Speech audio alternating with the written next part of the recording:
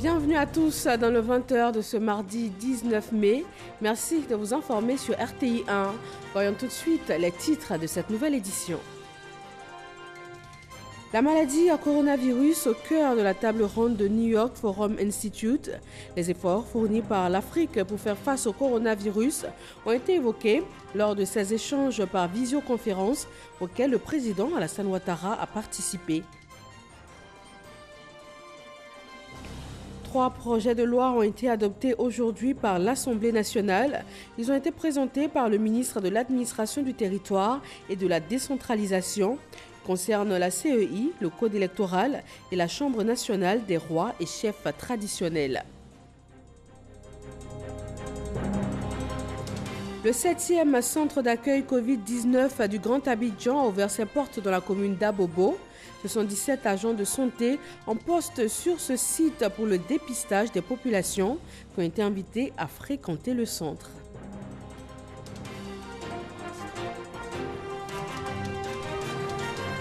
Ce mardi 19 mai, le ministère de la Santé enregistre 34 nouveaux cas sur 566 échantillons prélevés, 10 guéris et 0 décès, portant à 2153 les cas confirmés, dont 1050 guéris, 28 décès et 1075 cas actifs. Bonsoir à tous, merci de nous rejoindre pour l'actualité sur RTI 1. Une Afrique résiliente, quelle voie tracer ? Une table ronde par visioconférence du New York Forum Institute a permis ce mardi de débattre de la question. Il a été question de mettre en avant les efforts faits par les États africains face au coronavirus. Le président Alassane Ouattara a pris part aux échanges. Chiram Kofi Abola. Il fait partie des chefs d'État qui ont pris part ce mardi à la table ronde du New York Forum Institute par visioconférence. Il s'agit bien entendu du président de la République de Côte d'Ivoire, Alassane Ouattara. L'initiative venue du pays de l'oncle Sam se veut cruciale par ces temps de la maladie à coronavirus et avec un objectif précis, celui en vue de réfléchir sur un futur menacé par cette pandémie afin d'y apporter des solutions. La participation à cet événement par le chef de l'État ivoirien constitue une preuve irréfutable de son leadership exemplaire quant à la gestion de cette crise sanitaire. Dans son adresse à cette occasion, le président de la République, Alassane Ouattara, invite à mettre un accent particulier sur la préservation de la santé, l'éducation et la formation pour tous. Je pense que l'Afrique a tiré des leçons de cette pandémie. Je pense que ça ouvre des opportunités pour nous de mettre l'accent sur la santé. Nous le faisons déjà, mais il faut le faire encore plus, surtout que nous avons maintenant un soutien de la communauté internationale, de continuer de mettre l'accent sur l'éducation, sur la formation technique, technologique de nos jeunes, et de faire en sorte que ces jeunes gardent espoir et restent en Afrique, sur notre continent, pour aider à développer le pays. Et je pense que donc le Covid, la situation n'a pas été, elle est certainement difficile dans le monde, elle est difficile en Afrique parce qu'à cause des faiblesses de nos systèmes de santé, mais nous pouvons nous dire que nous avons quand même des taux de létalité qui sont faibles. Nous devons encourager nos scientifiques, nos professeurs de sciences à faire des efforts, à trouver des médicaments, des choses qui sont adaptées à notre vie future, pour que si ces pandémies devaient se multiplier, on ne sait jamais, d'autres pandémies peuvent arriver, que sur le continent, nos ressources donc humaines puissent nous permettre de surmonter ces difficultés. Cette table ronde, le New York Forum Institute en fait son premier événement virtuel consacré au continent africain. C'est pourquoi le thème choisi, à savoir pour une Afrique résiliente, quelle voie tracer, ne fait, on peut le dire, aucune ambiguïté. Comme le président Alassane Ouattara, plusieurs autres chefs d'État africains y ont participé. Le ministre de l'Administration du territoire et de la décentralisation a présenté aujourd'hui 3 projets de loi devant l'Assemblée nationale. Sont concernés la nouvelle loi sur la CEI, le Code électoral et la Chambre nationale des rois et chefs traditionnels. Moussa Konaté. La nouvelle loi sur la commission électorale indépendante enregistre des modifications. Le projet de loi portant ratification de l'ordonnance portant modification de la loi sur la recomposition de la CEI est adopté par les députés membres de la Commission des affaires générales et institutionnelles. L'Assemblée nationale a autorisé le président de la République à prendre par ordonnance, pendant la gestion 2020, des mesures relevant du domaine de la loi pour l'exécution de son programme en matière économique et financière. Avec les modifications opérées, la commission électorale indépendante comprend désormais 16 membres pour la commission centrale contre 15 auparavant. Ainsi, le nombre des personnalités proposées par les partis ou groupements politiques de l'opposition est passé de 3 à 4. Le nombre des membres de chacune des commissions locales est passé également de 7 à 8 par le même procédé. Les députés ont également donné leur accord pour l'adoption du projet de loi portant ratification de l'ordonnance portant révision du code électoral. Une ordonnance prise en vue de la tenue des prochaines élections aux dates constitutionnelles. Elle apporte des innovations.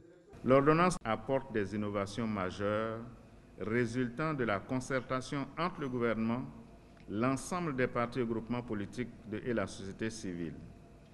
Ces innovations portent notamment sur l'institution du parrainage citoyen pour l'élection présidentielle, le relèvement du niveau de cautionnement à 50 millions de francs CFA pour l'élection présidentielle, l'abaissement à 5% du taux du suffrage requis pour le remboursement du cautionnement, la promotion des droits politiques de la femme par une meilleure représentation dans la constitution des listes de candidatures pour les élections législatives, sénatoriales et locales, la suppression de la référence aux intérêts économiques et sociaux comme condition d'inscription sur la liste électorale et son remplacement par des critères plus objectifs, le domicile, la résidence, le lieu d'inscription au rôle des contributions, le lieu d'immatriculation des Ivoiriens à l'étranger, à l'effet de lutter contre la transhumance des électeurs.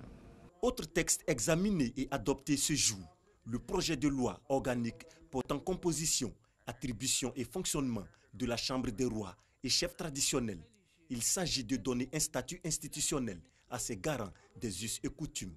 Ce sont les gardiens de nos traditions, ce sont ceux-là même qui régulent la vie de nos populations dans les hameaux les plus reculés et même quelquefois dans les zones urbaines. Et ce sont des faiseurs de paix. C'est des personnes qui ont apporté et qui continuent d'apporter énormément à la nation ivoirienne. Le président de la République, depuis 2014, a donné un statut particulier aux chefs traditionnels et à travers la Constitution de 2016, le président a également tenu à faire de cette organisation une institution de la République. Cette séance a vu la présence du ministre en charge des relations avec les institutions de la République, Gilbert Kafana Kouni, et de Sansan Kambili, le garde des Sceaux, ministre de la Justice. La communauté musulmane commémore ce soir la nuit du destin, cette nuit qui équivaut à elle seule à 1000 mois d'adoration pour tout croyant qui l'observe dans la méditation. Car c'est durant cette nuit dite du destin que Dieu a révélé le Saint-Coran aux prophètes de l'islam. Pargasson reconnaît.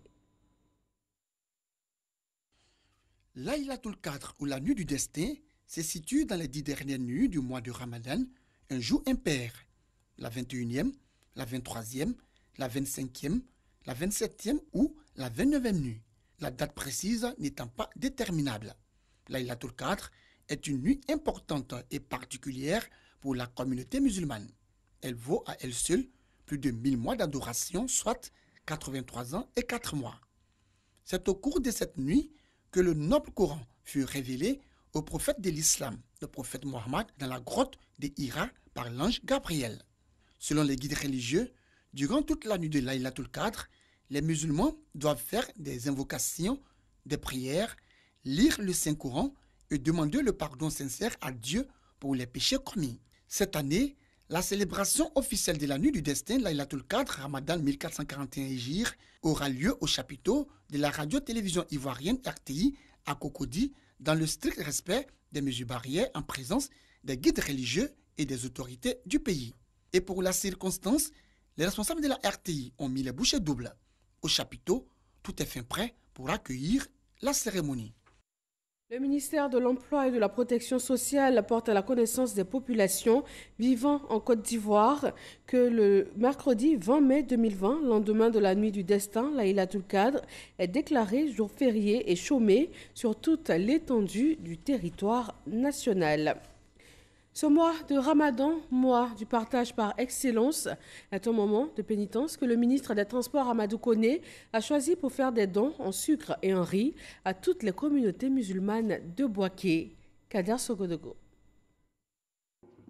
Le ministre des Transports Amadou Koné, accueilli par le premier magistrat de la commune de Bouaké dans la cour de la mairie où plusieurs délégations issues de la communauté musulmane attendent. Le ministre est là, les bras chargés de vivres, symbole de sa solidarité envers cette communauté en cette période de jeûne. Nous avons 800 cartons de sucre, 800 sacs de riz de 50 kilos, d'une valeur totale d'environ 50 millions. Des bénéficiaires qui témoignent leur reconnaissance aux donateurs. Je vous rassure que ce don va parvenir à toute la grande communauté musulmane de Bouaké. Je voudrais rassurer, Monsieur le ministre, que la RTI Bouaké ne faillira pas, jouera son rôle dans le développement de notre cité et partant de toute la Côte d'Ivoire. Prenant la parole, le ministre insiste sur les vertus de paix et d'unité, des ingrédients nécessaires pour le développement. Que Dieu fasse que nous ayons tous la santé et que donc, la pandémie qui est ici donc, dans notre pays, qui atteint notre pays, puisse s'éloigner le plus rapidement possible. En tout cas, le président et le premier ministre travaillent pour que notre pays et les populations soient à l'abri donc, de cette maladie. C'est pour cela que les mesures ont été levées ici à Bouaké, grâce aussi à vos bénédictions et à vos prières. Les guides religieux présents ont également promis de prier pour que la paix demeure en Côte d'Ivoire, surtout en cette période de la Covid-19. La caravane Ramadan Solidarité Tour AGC 2020 vient aussi en appui aux familles musulmanes pour leur permettre d'accomplir le jeûne du Ramadan en toute quiétude. Les communautés d'Abobo, Yopougon, Koumassi et Port-Boué ont reçu des dons composés de vivres et de kits d'hygiène. Amadou Ouattara. Les communautés musulmanes Tidjania en Sardine, Mohamedia en Côte d'Ivoire constituent les bénéficiaires de la présente étape de la caravane dénommée Solidarité Tour AGC 2020. Une action des libéraux pour la renaissance et le développement. Soutien pour soulager un tant soit peu toutes ces communautés vivant en Côte d'Ivoire. En cette période de crise sanitaire mondiale, avec le confinement, nous savons que les populations passent par des moments difficiles. Les dons, composés de vivres et de kits d'hygiène, ont été remis aux bénéficiaires au cours d'une caravane qui a parcouru les communes de Yopougon, Koumassi, Port-Boué et Abobo. Les bénéficiaires saluent le geste. Aujourd'hui, honorer la communauté en Sardine nationale Côte d'Ivoire de ce magnifique don. Et nous ferons tout pour transmettre ce message à notre guide religieux, à Saïd Chérif Ousmane Madan Aïdara. Des associations communautaires d'Abobo et bien d'autres, en Doutré, font partie des bénéficiaires de cette action. La caravane Ramadan Solidarité Tour AGC 2020 compte s'étendre à d'autres cibles de l'intérieur du pays.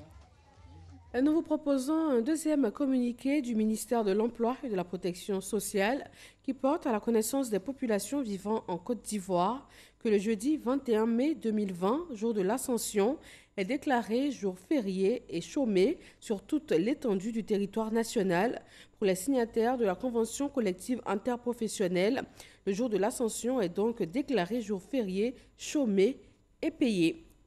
Intéressons-nous maintenant à ce qui marque l'actualité partout dans le monde, la riposte sanitaire contre la maladie à coronavirus.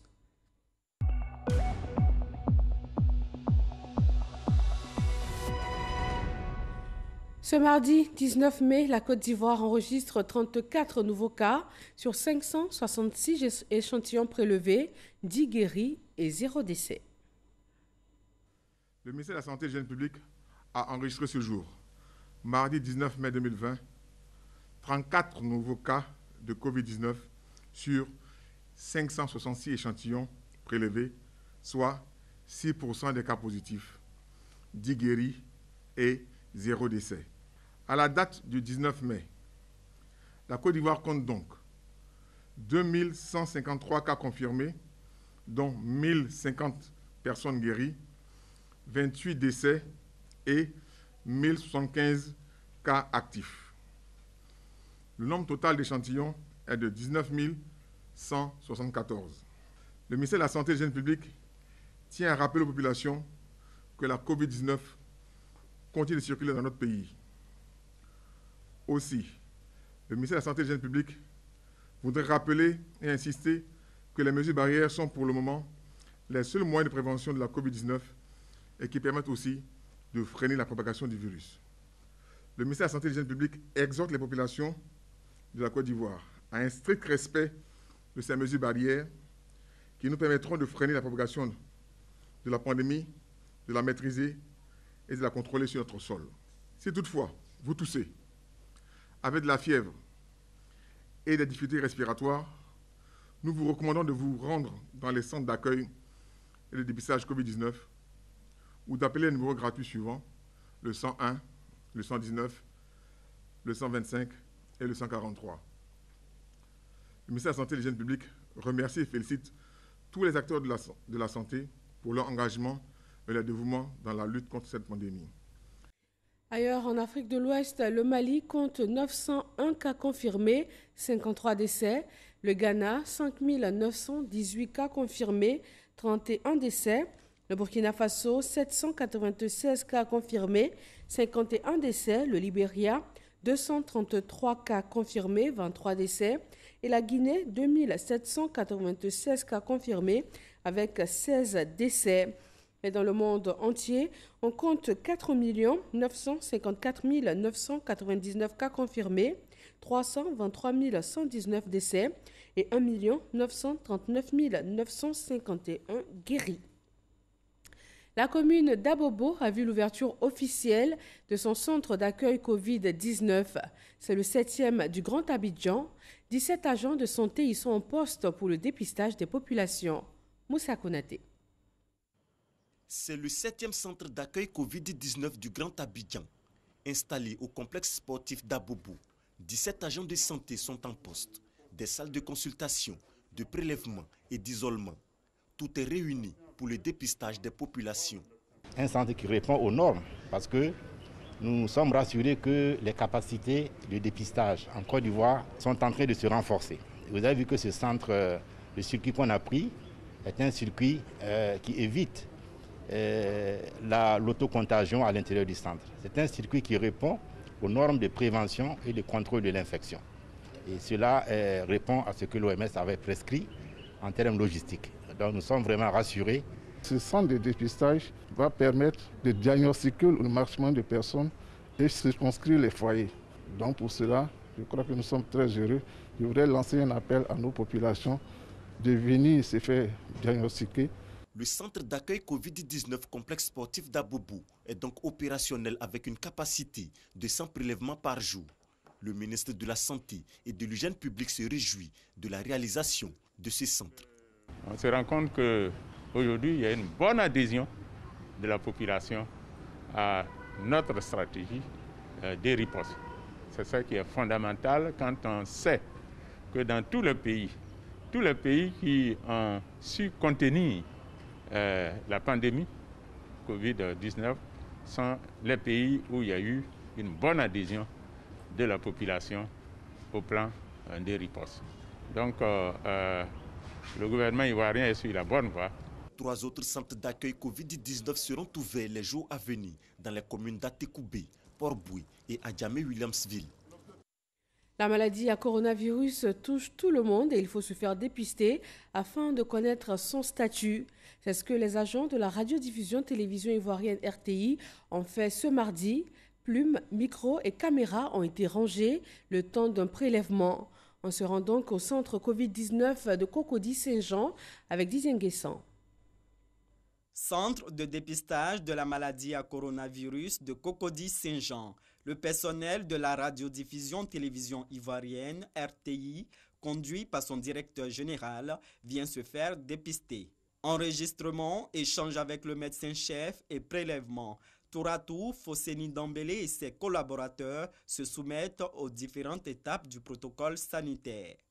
Un dépistage de masse auquel s'associe le médecin d'entreprise qui veille quotidiennement au bien-être des travailleurs. À la RTI, on a beaucoup de journalistes, de reporters qui vont sur le terrain, qui sont exposés. Et il est important pour nous en tant qu'entreprise qui brasse plus de 800 personnes d'éviter de transposer la maladie au sein de notre entreprise. Donc ça a été une politique de la direction générale. Nous encourageons même en tant que médecins d'entreprise pour que cela se passe dans plusieurs entreprises. Par ce dépistage massif de son personnel, la RTI, qui est au cœur de la sensibilisation des populations, montre l'exemple. Si on n'est pas dépisté, on ne sait pas qu'on est malade, surtout qu'on peut être asymptomatique. Ça veut dire qu'on a la maladie, mais sans le savoir, on distribue cette maladie à tous nos proches. Donc c'est pour cette raison, en tout cas au niveau de la RTI, on a tenu à venir faire ce test de dépistage. Cela permet de connaître son statut et de mieux prendre les précautions, de mieux observer les mesures barrières afin de ne pas contracter la maladie et protéger également les siens. La RTI, qui est une entreprise de rencontres et de contacts et d'échanges, eh bien, se doit de donner l'exemple avec la décentralisation des centres de dépistage à travers les différentes communes.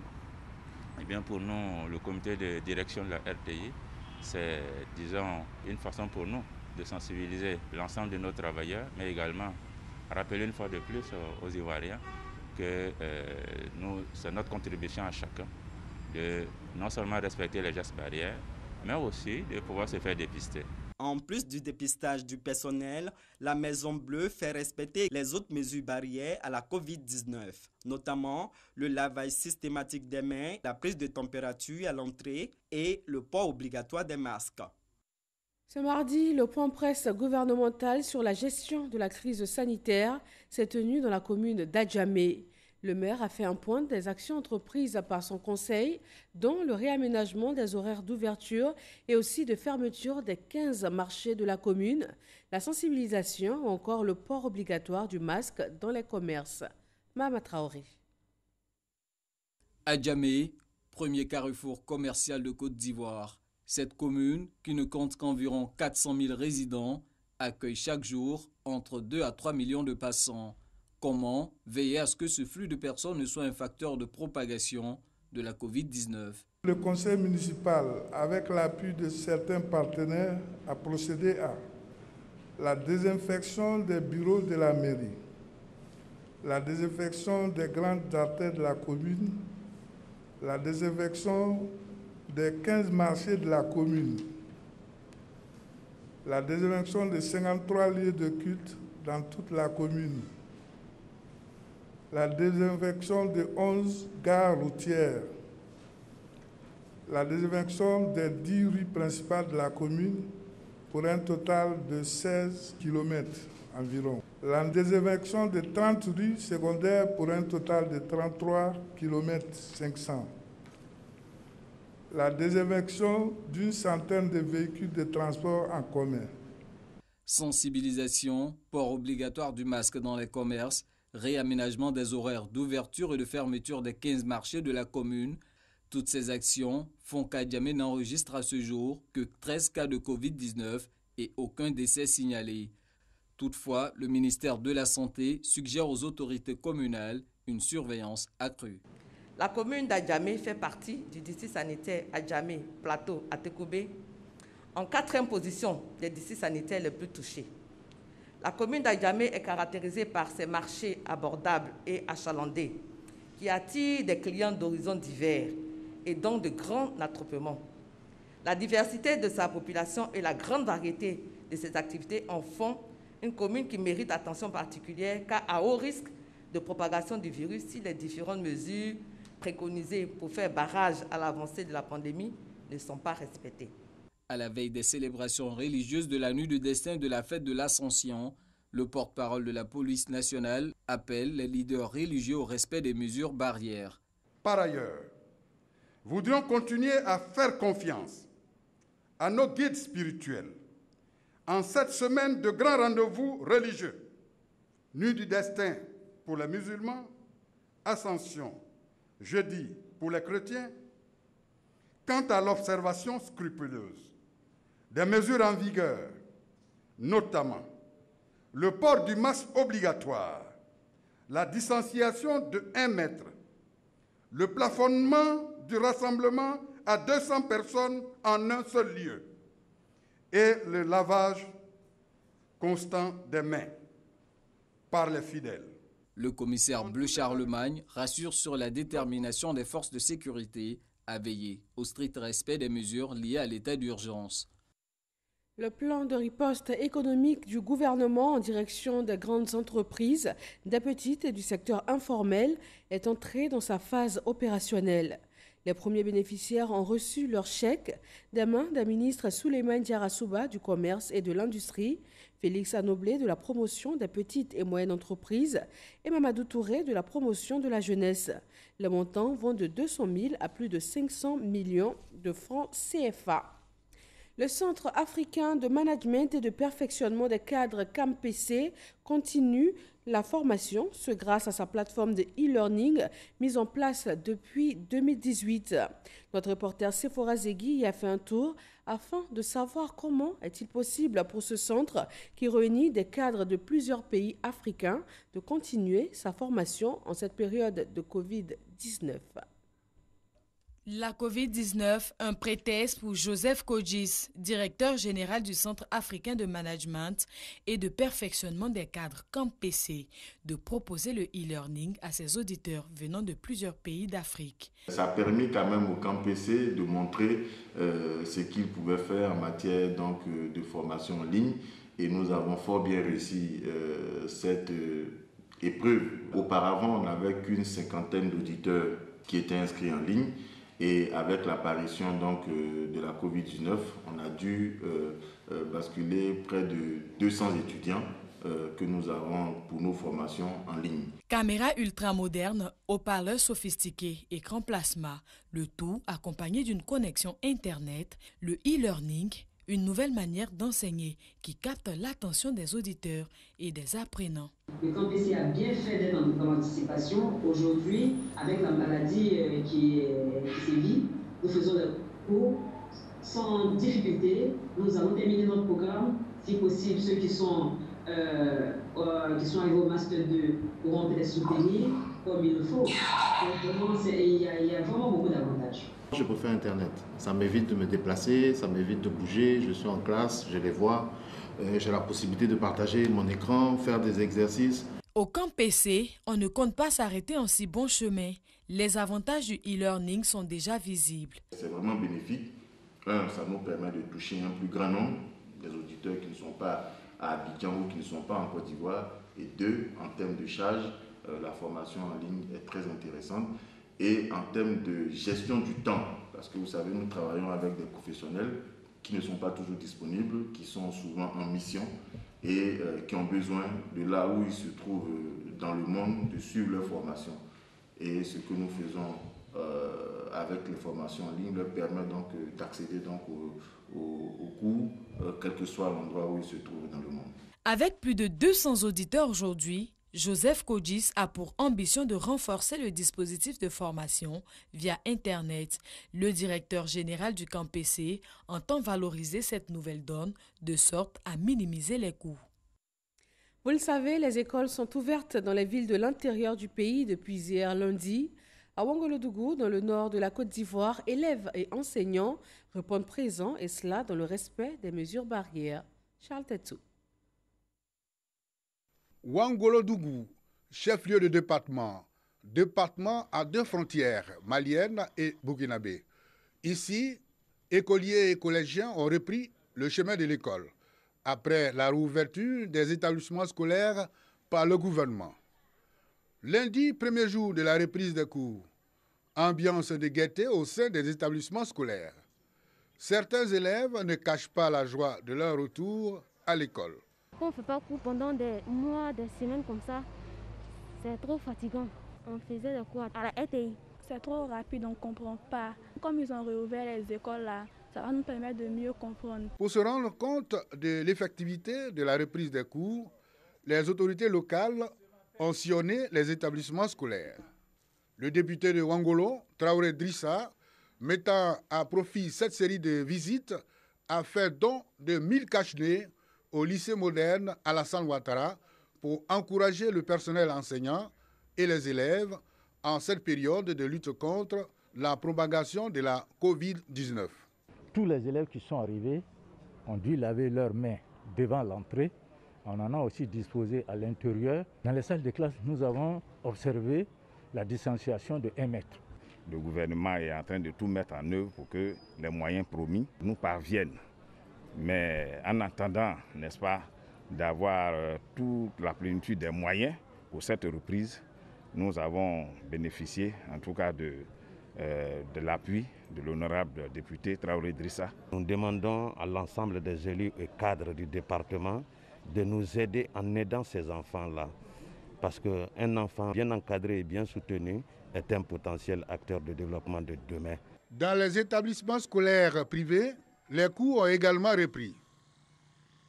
Le conseil régional du Tchologo a procédé à la remise de 3 ambulances, 10 motos et du matériel médical aux structures sanitaires et aux forces de défense et de sécurité. Les établissements de santé de la ville ont été exhortés au strict respect des mesures de sécurité telles que prescrites par le gouvernement. Charles Tatou. Les travaux de cette session ordinaire tenue en cette période de crise sanitaire qui secoue le pays traduit donc l'engagement de l'équipe du conseil régional du Tchologo pour la sécurité et la protection de ses populations contre la maladie à coronavirus. Le ministre des Affaires présidentielles, par ailleurs, président du conseil régional du Tchologo, Téné Biraïma et ses conseillers régionaux ont planché sur la question de l'équipement des unités de force de l'ordre et les structures sanitaires de la région en matériel de mobilité. Des lots de matériel acquis avec l'aide du ministère de la Santé et de l'Hygiène publique. La remise officielle de ces lots de matériel aux responsables des structures bénéficiaires a ponctué les travaux. Nous avons pu réunir 3 ambulances, 12 thermomètres et 10 motos que nous venons donc de remettre à monsieur le préfet de région pour qu'il puisse les destiner aux personnes qui en auraient l'utilisation. Ce don qu'on vient de recevoir, n'est-ce pas, va apporter un ouf de soulagement aux différents centres et formations sanitaires dans le cadre de la prise en charge des patients. Nous sommes très ravis parce qu'on en avait besoin en cette période de pluie où vraiment les voies vraiment sont dégradées. Donc avec les motos, on pense qu'on pourra être plus opérationnel. Avec ces 3 ambulances, ces 10 agents à 2 roues et ces 12 tensiomètres, le comité local de lutte contre les épidémies luttera efficacement contre la Covid-19 dans le Tchologo. Plus d'1 milliard de francs CFA pour le groupe PFO Pierre Fakouri Opérateur et 25 millions de la Banque Populaire. Ce sont les dons qui ont été reçus par le ministre de l'Économie et des Finances. Et cela a été l'occasion pour le directeur général de la Banque Populaire d'annoncer la bonne performance de son établissement financier. Noël Niagno. Dans son allocution à la Nation le 7 mai 2020, le président de la République a relevé les résultats satisfaisants du plan de riposte sanitaire ainsi que la convergence de vues sur le second plan avec les acteurs économiques et sociaux. La bataille n'est pas encore gagnée. Pour les combats à venir, aussi bien au plan sanitaire qu'économique, l'Argentier a reçu des armes pour lesquelles il a souligné sa satisfaction. Il s'agit de l'annonce de la performance de la Banque Populaire de Côte d'Ivoire hier, Caisse nationale des caisses d'épargne, la CNCE. Le conseil d'administration de la Banque Populaire de Côte d'Ivoire qui s'est tenu vendredi dernier, vendredi 15 mai, a annoncé donc un résultat positif de 6,5 milliards au 31 décembre 2020 ce qui est véritablement une première depuis 2011 où la banque n'avait pas encore connu des résultats positifs. En plus de cette performance, la banque a décidé de s'inscrire dans l'élan de solidarité nationale avec 25 millions de francs CFA. Cela s'apprécie à sa juste valeur. Je voudrais saluer le geste que vous venez de poser. C'est un geste citoyen à travers une contribution de 25 millions de francs CFA pour soutenir les actions du gouvernement en matière de lutte contre la pandémie coronavirus. Deuxième armée non des moindres, les dons du groupe PFO, Pierre Fakouri Operator. Une contribution financière de 200 millions de francs CFA en numéraire et en équipements sanitaires et autres. 1,3 million de masques que nous avons pu rassembler, ainsi que 10 pick-up, 500 thermomètres infrarouges, 2 respirateurs médicaux, 200 lits médicaux et de nombreux consommables pour les équipes soignantes, tels que des blouses, des draps, des chaussures, des tabliers, des pyjamas, des casaques ou encore des chaussures médicales. L'originalité du don, puisqu'il prend en compte aussi la question de mobilité, mais aussi des éléments qui permettraient de rendre ces centres qui ont été construits par l'État de Côte d'Ivoire très fonctionnels, mais aussi faire en sorte que les populations puissent trouver, lorsqu'elles se sentent l'accueil, mais aussi les services qui permettraient de les rassurer. Recevoir des dons, c'est bien. Savoir leur destination est mieux, parce que les combats se gagnent par une utilisation efficiente des moyens. Cet apport contribuera à financer le plan sanitaire, ainsi que des actions impactant directement la vie des populations ivoiriennes en vue de la maîtrise de la propagation de la maladie et soutenir les couches les plus vulnérables. Voilà qui présage des prochaines victoires sur le coronavirus. Le secrétaire d'État chargé du renforcement des capacités a sillonné les différents marchés de vivriers d'Abidjan. Il a sensibilisé les femmes de ces espaces commerciaux au respect des mesures barrières afin de briser la chaîne de contamination. Mamadou Kwasi. Epiphane Zoro Balo à la rencontre des femmes du marché Gouro de la commune de Yopougon. Une rencontre d'échange pour informer ces femmes sur les risques du non-respect des mesures barrières. Une stratégie de proximité adoptée par ce cas de la région de la Maraoué pour sensibiliser les femmes issues de cette région, exerçant dans le district d'Abidjan. En plus des femmes gourou, Epiphane Zoro Balo s'est adressé également à l'ensemble des commerçantes du marché. Notre démarche aujourd'hui vise à leur dire qu'il faut continuer de maintenir la vigilance en ce qui concerne le Grand Abidjan. Si nous maintenons cette discipline, si nous maintenons le respect des mesures barrières, d'ici quelques jours, je crois que la Côte d'Ivoire aura vaincu le Covid-19 et la vie pourrait revenir à la normale. Avant cette étape, le secrétaire d'État au renforcement des capacités a visité le marché Gouro d'Abobo, d'Adjamé et de 13 villes. En plus des femmes, les autres couches de la communauté Gouro vivant à Abidjan ont reçu la visite d'Epiphane Zoro Balo. Il a chargé chacune de ces populations à être un ambassadeur dans la lutte contre la Covid-19. Pour Epiphane Zoro Balo, l'allègement des mesures du gouvernement ne sonne pas la fin de la crise sanitaire. Il appelle donc à la vigilance et au respect des mesures barrières. Des messages bien appréciés par ces populations qui ont promis d'accompagner cette campagne de sensibilisation. Des vivres ont été remis aux populations à chaque étape de cette tournée. L'opération Une femme, un masque du ministère de la Femme, de la Famille et de l'Enfant vient impliquer davantage les femmes dans la sensibilisation. À Gbemazo, dans la sous-préfecture de Orofla, centre de la Côte d'Ivoire, les femmes ont été formées aux différentes techniques de lavage des mains et elles ont reçu des kits famille pour lutter efficacement contre le coronavirus. Soro Corona. La levée de certaines mesures barrières à l'intérieur du pays ne faiblit pas la sensibilisation sur la Covid-19.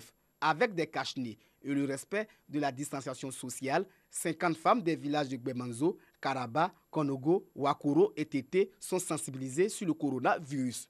Des villages de la sous-préfecture de Orofla. Ces femmes sont également formées aux techniques de lavage des mains. Ainsi est mise en œuvre l'opération Une femme, un masque du ministère de la Famille, de la Femme et de l'Enfant en zone rurale. Nous avons été mis en mission par la ministre de la Femme, de la Famille et de l'Enfant. Nous avons passé le message du gouvernement, le message du ministère pour dire que ces mesures, il faut les pratiquer, il faut les mettre en œuvre. Et nous pensons que les messages ont été bien reçus. Ces mères de famille se réjouissent de l'initiative de la ministre Ramata Ly Bakayoko et s'engagent à faire respecter le lavage des mains dans les villages. Si je suis arrivée à la maison, j'ai dit ça à mes enfants que si on quitte au champ, on prend savon et l'eau pour laver la main bien propre. Si on va toucher, on fait comme ça pour toucher. Maintenant, on prend un truc là, pour mouchoir là, pour toucher dessus, pour mettre dans la poubelle. Les cadres de Gwemanzo, par la voix de Sanogo Bakari, conseiller spécial du Premier ministre, ont salué les efforts consentis par le gouvernement pour éloigner le coronavirus du pays. Au nom des populations de Gwemanzo, au nom des populations des villages environnants, nous voulons remercier le président de la République. Nous voulons dire notre reconnaissance au Premier ministre Amadou Gon Coulibaly pour tous ses bienfaits pour nos populations, notamment les populations les plus vulnérables, notamment les femmes et les enfants. Le ministère de la Famille, de la Femme et de l'Enfant a fait don de kits de famille aux participantes à cette formation. Kits composés de savons, de cache-nez et de javel. En cette période de lutte contre le coronavirus, la divulgation des fausses nouvelles est désormais monnaie courante, fragilisant les actions de sensibilisation sur les mesures barrières édictées par le gouvernement ivoirien. C'est aussi le cas dans le monde agricole. Plusieurs coopératives agricoles ont donc décidé de s'organiser afin de soulager et surtout sensibiliser leurs membres. Elles expérimentent une plateforme numérique. Comment s'organise-t-elle et quelles en sont les retombées? Des réponses avec Cheikh Koné. Le confinement, assis à une distance réglementaire d'1 mètre, flanqués de masques de protection. Ces producteurs ne sont pas une session d'information sur la vente de leurs produits, comme on a l'habitude de voir. Cet après-midi, ils ont tous abandonné leur activité champêtre pour s'informer sur la COVID-19. On lave régulièrement les mains. Si on tousse dans les creux du coude, si on se met à une distance de 1 mètre. Nous sommes à Azopé. Badou Djomes est le formateur du jour pour le compte d'une société coopérative agricole, celle de Yakassé à Tobrou, dans le département d'Azopé, la Kayat.